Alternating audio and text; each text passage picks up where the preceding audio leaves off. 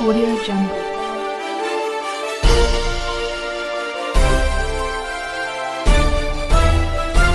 Audio Jungle.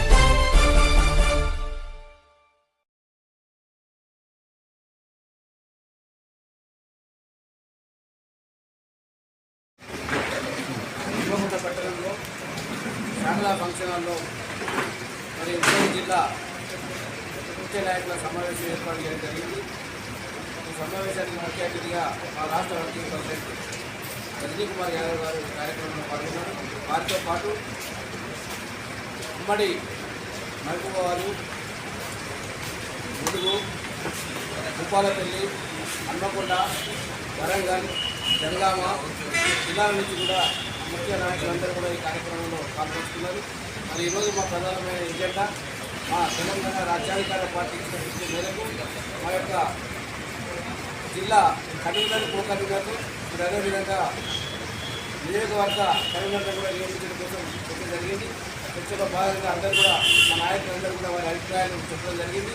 వారి అభిప్రాయాలన్నీ కూడా reserve చేసుకొని రేపు మా రాష్ట్ర కార్యవర్గ సమావేశంలో మా రాష్ట్ర అధ్యక్షుడు తీసుకెళ్ళడం జరుగుతుంది. ఆ అధ్యక్షుడు తీసుకున్న తర్వాత వాళ్ళు ఇచ్చినటువంటి ఆదేశాల మేరకు మరొక వారం రోజుల లోపల మరి మా యొక్క జిల్లాల కన్వీనర్ పోలింగ్ నియమం జరుగుతుందని తెలియజేస్తున్నాం.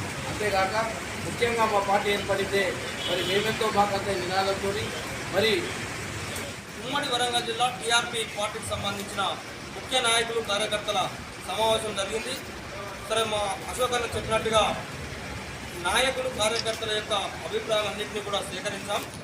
రేపటి జరిగేటువంటి రాష్ట్ర కార్యవర్గ సమావేశంలో ఈ జిల్లా కన్వీనర్లు, కో కన్వీనర్ల ఎంపిక ఉంటుందని తెలియజేసుకుంటూ తెలంగాణ రాష్ట్రంలో అగ్రవర్ణ పార్టీల యొక్క కోటలను బద్దలు కొట్టి బహుజన రాజ్యం స్థాపించే దిశగా తెలంగాణ రాజ్యాధికార పార్టీ ఏర్పాటు చేయడం జరిగింది.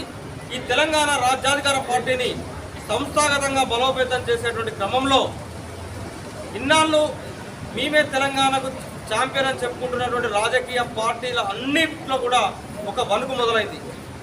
రేపటి రోజున తెలంగాణలో 42% రిజర్వేషన్ బీసీలకు అన్ని రంగాల్లో, రాజకీయ రంగంలోనే కాదు, విద్యా, ఉద్యోగాల్లో, స్థానిక సంస్థల్లో, ఇంకా ఇతర అన్ని రంగాల్లో కూడా 42% రిజర్వేషన్ ఇస్తామని ఏదైతే మాట ఇచ్చినటువంటి కాంగ్రెస్ పార్టీ, అదేవిధంగా బీసీల పక్షపాతి అని చెప్పుకుంటున్నటువంటి బీఆర్ఎస్ పార్టీ, బీసీల ఓట్లు వేయించుకొని అగ్రవర్ణాల యొక్క జెండాలు మోస్తున్నటువంటి భారతీయ జనతా పార్టీ, ఈ మూడు పార్టీలను, ఈ మూడు పార్టీల యొక్క అసలు రంగును తెలంగాణ సమాజం ముందు ఉంచుతాం. తెలంగాణలో ఉన్నటువంటి మా వర్గాల ప్రజలందరినీ కూడా ఐక్యం చేస్తాం. తెలంగాణలో బహుజన రాజ్యాన్ని స్థాపించబోతున్నాం. దీనికి తీన్మార్ మల్లన్న తెలంగాణ రాష్ట్రంలో నాయకత్వం వహించబోతున్నాడన్న విషయాన్ని తెలియజేసుకుంటూ ఇప్పటికైనా కూడా మీ కపట బుద్ధిని మార్చుకొని తెలంగాణ రాష్ట్రంలో ఉన్నటువంటి ఈ ప్రధాన రాజకీయ పార్టీలన్నీ కూడా బీసీల పట్ల వారి యొక్క అసలు వైఖరిని స్పష్టం చేయాలని డిమాండ్ చేస్తూ, ఆ రాజకీయ పార్టీల యొక్క వైఖరి మార్చుకోకపోతే తెలంగాణ రాష్ట్రంలో వారికి రాజకీయ సమాధి కాబోతుందన్న విషయాన్ని కూడా హెచ్చరిస్తూ ఈరోజు వరంగల్ సమావేశంలో అనేక అంశాలను చర్చించాం.